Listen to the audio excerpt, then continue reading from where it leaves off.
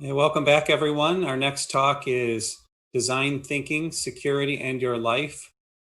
Our speaker is Alex Cowan. Alex Cowan is a faculty member at the University of Virginia, Darden, where he teaches courses on product design and digital development. Online at Coursera, he's delivered over 250,000 courses. Before teaching, Alex started and sold 2 companies, and he continues to advise and invest in digital ventures. His venture design framework is widely used by practitioners and instructors for new product and venture creation. Alex, I will turn it over to you. Thank you. Thanks, David. Thanks for having me. I'm primarily an instructor at this point. After dropping out of college twice, starting a couple companies, that's mainly what I do. And my focus is on creating digital generalists. And so the vantage point that I can give you here is not as an expert in security, but as someone who was running a couple companies and had to deal with security as best they could in the circumstances. And also a product-focused agilist who is incredibly enthusiastic and interested in DevOps and the ongoing development of that area of practice. And so how I'll start here is by asking a bunch of what we call in the design world dumb questions, sort of seemingly obvious questions. And we ask these because sometimes the answers to them aren't as well understood or as consistently understood as you might think. And so I'm going to pose a few questions here, talk about a human-centric approach to DevSecOps, and then we'll leave plenty of time for questions. And I would love to have questions from you all about these things. Oh, the first dumb question I have is, what is DevSecOps? And I think that if we go back to DevOps, which is everybody's probably maybe a little bit more familiar with, then I would say that's a domain-specific extension of Agile for sort of a related but different set of jobs. And then everybody asks, well, what is Agile? And I would say probably the only thing that everyone would agree is Agile is the Agile Manifesto, which was very short, only 68 words, and it's kind of summarized here. And it's really more about a destination and a set of outcomes and circumstances where you would say with your team, yes, we are generally more focused on individual interactions over processes and tools and so forth, rather than, for instance, a single universal prescription about how to get there. And I think probably the same thing applies to DevSecOps. There's this balance between the evolving body of work, which it's great that it exists and everybody can draw on it. And then the hard part is applying that to your particular circumstances. And so just to state very plainly the obvious, perhaps, if Agile was about the relationship between product managers and this kind of extended development capability, then DevOps is about the relationship between DevOps and test and how they work together and how they can work together to create better outcomes, meaning better progress towards a situation, a working circumstance where they would say that these things on the left are prioritized over the things on the right. And what does that mean in security? Like what does the sec part of DevSecOps means? And I think that's just an incredibly exciting question to me, because there's any of you who are involved in security, which is probably most of you, tell me if you disagree, but I would say security is just really hard. And I mean, the geometry of all the bad things that can happen and the frequency at which they arise and the difficulty of covering all those bases is just very daunting. And it's hard for me to imagine a circumstance where the progress on security, material progress, doesn't somehow have to do a lot with adopting a lot of the same practices that have worked in DevOps about creating more continuity, more standardization, and more automation. And so if we dial in a little more specifically, how do we do DevOps? This is a kind of archetypal product pipeline that I use a lot as a kind of starting point to think about what is a overall product team doing. And I would say that generally, if they're doing Agile, for example, the starting point is they're making certain observations about what might be valuable to their user or their customer. And then the output is some kind of release product that's in front of the user. And I like to unpack the practice of Agile into the 3 areas that you see here with the success metrics that you see down here. And I think those are important because with Agile, with DevOps, we're looking at, are we getting better and better over time, or are we getting worse and worse over time? And being able to just set a benchmark and make that assessment so that you can make better decisions, more intentional decisions about what you're focused on is incredibly important. And so in this pipeline, I guess the DevOps part would be sort of, here we have our sort of continuous integration activity. And if we're extending what we're doing out to release, then that would be continuous deployment, just in case that wasn't obvious. The first dumb question I have that I would particularly like to use as a focal point at the end is, if these metrics are a reasonable way to assess these 3 different areas, then what would be a good sort of North Star metric to assess your progress on security? For example, would it be the number of latent or non-latent exploited vulnerabilities that the team releases into production? Would it have to do with downtime or incidents? If we want a single focal metric to say, okay, here's a top line view of how we're doing on security, and are we waxing or waning, get better or worse? What might that metric be? What metric would be useful for the job of helping its team think about their progress? Now, to the extent that all the great tools out there don't do our work for us, and that's gotten better and better, of course, thanks Circle CI and HashiCorp and SNCC and keep on trucking Jenkins, and thank you. The extent that those tools don't do everything for us, we ultimately have this human equation of what really gates our progress on getting better and better at this. And so here you see a few tension points that are typical when I go and work on a team work with a team that is trying to make progress towards a more continuous pipeline, a stronger, more outcome productive focused practice of Agile. These are the typical things that you might hear if you talk to these various people in these various roles. So the developers are getting too much content to put into each release, and they're struggling to keep up. They're having to do a lot of work to connect the dots. What does the product manager really want me to build, or the product owner really want me to build exactly? Test is getting too much stuff to test too late in the game without good texture and prioritization on what's most important, because they're never going to be able to test everything. And of course, our protagonist in ops is getting a whole bunch of stuff that they have to deploy, and they're the ones that are going to get the call in the middle of the night about if things are broken. I've been there. It's a tough job, and it's been made so much better by DevOps. And so I think there's a huge amount of progress there, and I think it's just so intriguing. The question of how do we involve security? Who's of course always saying, hey, how do I get everybody to care more about security and secure their stuff? How can we use the things that we've learned from DevOps to make that better? I would love to hear from you all about that. I think when I see a team that's executing on DevOps well, they're satisfied with their practice, they're making it better. They feel like if they're not perfect, they're in the game, and they have an infrastructure for continuously improving. These are the kind of questions and focal points that I'll tend to hear the people in the individual roles telling me. So if I talk to a product manager who's on such a team, they'll tell me, I make headroom for the team to invest in their pipeline and pay down technical debt. And that's important to me because I care about velocity and I care about the health of the team. I also am using the things that are my job, the going out and doing validated learning on customers and figuring out what they want and bringing more focused, intentional design into the pipeline so that it's easier to do things like behavior-driven development, write fewer but more purposeful system tests, and generally help everybody think about doing fewer things better. Development is making tests part of their job.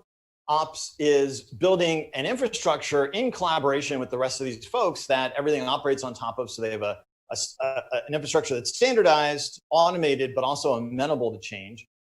And then test is able to make test investments, and they're kind of building their own infrastructure and product that also drives standardization, automation for great testability, but also something that's not too brittle and that's amenable to change. And so the security folks, I think the right question for them is, how do we take those things, if they've been working, and use some of those same patterns to get to better outcomes on security?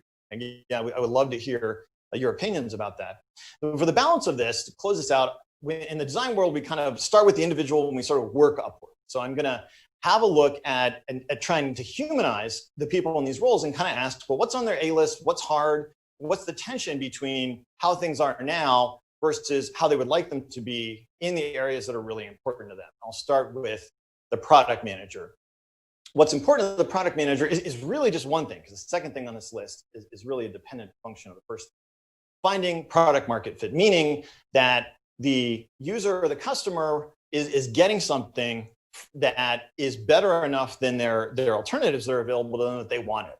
Whether that's a whole product or an individual feature, that's something that is principally the product manager's job. And then the second thing on the list here is really just a matter of taking that and using it to help facilitate better collaboration among the teams that the product manager works with. So the development, test, ops capability, but also marketers and salespeople, even lawyers and support people. So how do the product manager help in their area create focus and intention around what's really important, so that everybody knows what's a distraction and what's really critical, which is hard to do. Uncertainty is hard. A product manager is going to be asked by their stakeholders, their management, their big customers, tell me what's going to happen over the next year, because I like predictability. I have to plan. I have to manage through things. And that's a real reasonable request. And a lot of the challenge of doing Agile and being a good product manager is managing through that while making allowance for the intrinsic uncertainty of innovating. The other thing that's hard is making time to test new ideas. And this is probably the most pivotal thing when it comes to making investments in the development pipeline. So, you may ask, where are the wins then? If I'm going to go walk into the office tomorrow and talk to my product manager, what might I talk to him about? And what does any of that have to do with DevSecOps? Well, this emerging body of work around hypothesis-driven development, I found is a really great way for the people at the sort of beginning of that product pipeline, the product managers, the program managers, to really, really help create better outcomes as a whole, but definitely help the DevOps pipeline become healthier. So the idea here is that, kind of using this framing from a seminal design book called The Design of Everyday Things, we need to find the right problems for our users, our customers. We need to figure out what's really important. And we're going to consider a lot of possibilities and then narrow those down. And those are in the form of hypotheses about the user persona. So who is this thing for?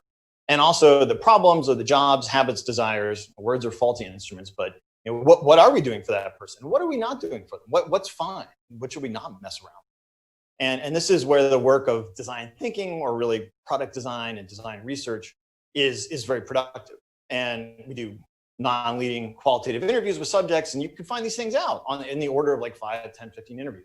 And then over here we ask, well, what are we going to do that's better enough than their alternatives that this is investable? And how might we test that before we actually go build stuff to minimize waste and not exhaust our extended development capability? And that's really where this work from Lean Startup has matured our tool sets and our ability to do those things in the kind of, whatever you want to call it, business world, product world.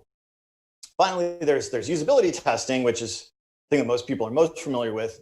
The interesting part about that is it's absolutely important and amenable to strong hypotheses. But the reason why I think this is such a win is that you can eliminate a lot of waste by just doing good work earlier in this pipeline. For example, I live in Silicon Valley most of the year, and I see a lot of beautifully designed, highly usable products that nobody wants. And so if we don't do good work at the earlier part of this pipeline, and we kind of left shift everything, then we're putting way too many things. So the kind of punchline for what does this have to do with DevSecOps? Reasonable question. The punchline is this: good work in this area of continuous design, for instance, doing design sprints in kind of this area, creates a huge win. The idea and the outcome you're looking for is that rather than trying to cram 20 features into the dev pipeline, your product manager has learned that there are 5 things that are really important for at least for right now, and that's what they're going to put into the pipeline. One, and two, they're going to put it in there with better narrative, more intention, more testability to make it more amenable to a stronger execution across the pipeline. Moving on to the developer, what's important? Well, connecting the dots, figuring out what the business is really after, managing change, so dealing with the fact that we have to write code that works, but is also amenable to change because we're innovating. There's a certain amount, even if the product manager does a great job of doing things I just described, there's a certain amount of intrinsic uncertainty if you're innovating. It's the definition of innovation. And then increasingly, developers are learning, the developers I talk to are excited about aligning with the overall infrastructure of test and deployment because it makes their job easier. They can more confidently refactor code that they were previously scared of, for example. They it makes their job better, more rewarding, and they seem to like it. The ones I talk to, particularly the ones that are doing test-driven development. I rarely go and talk to a development team that's doing test-driven development and says, we hate this, we want to go back to not doing this. And when I see a team that's not doing it, they're usually interested in looking for opportunities to automate and standardize their testing more.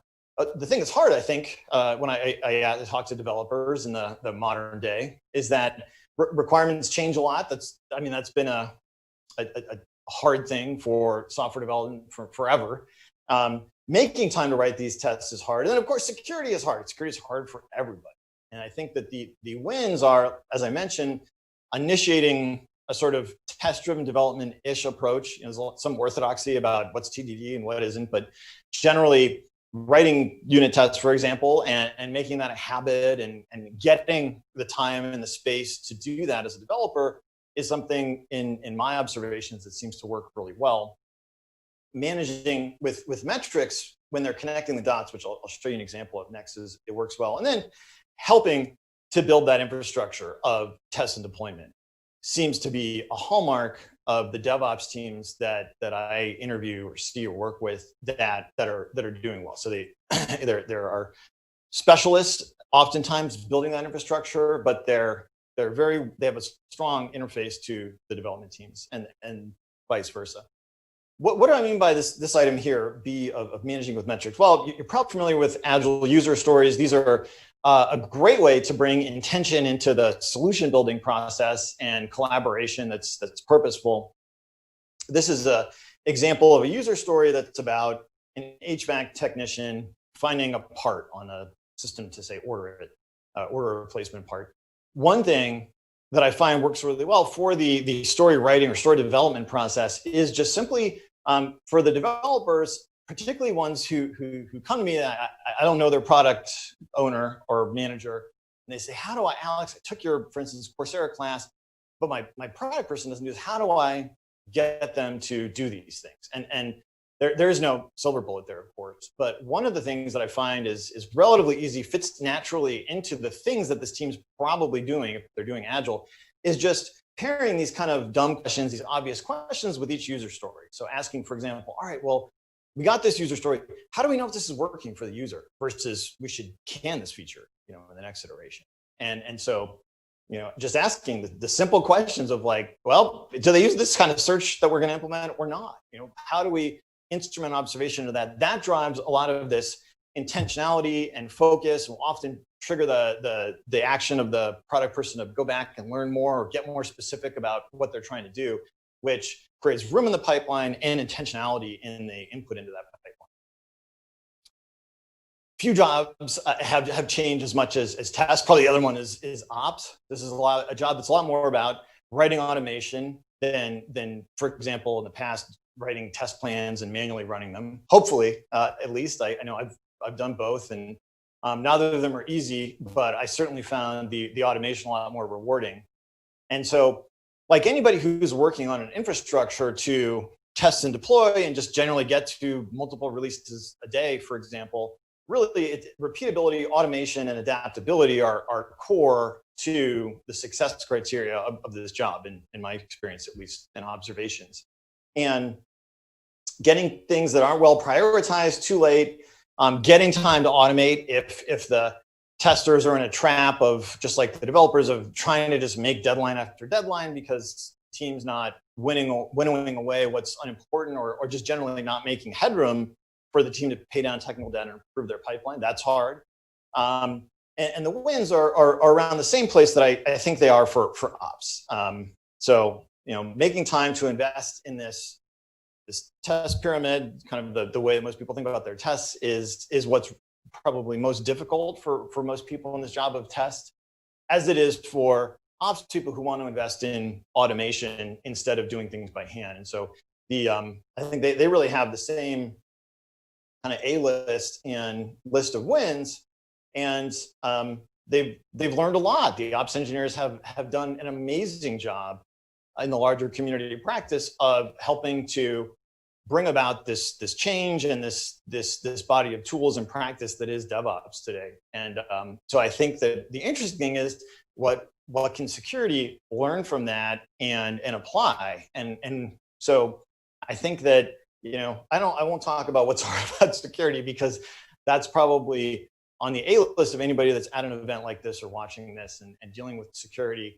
But I think the interesting thing is what can these security leads go and learn from what's worked for DevOps and go apply. So for example, today is a Wednesday for the live event. On Thursday, if I'm a security engineer, what I think I would do, or a security lead, what I think I would do, I'm not, but I think what I would do is go talk to my DevOps team, not about security so much specifically, but just what they've learned about framing their pipeline and prioritizing investments to improve it, and what's worked, what hasn't, what's hard about that.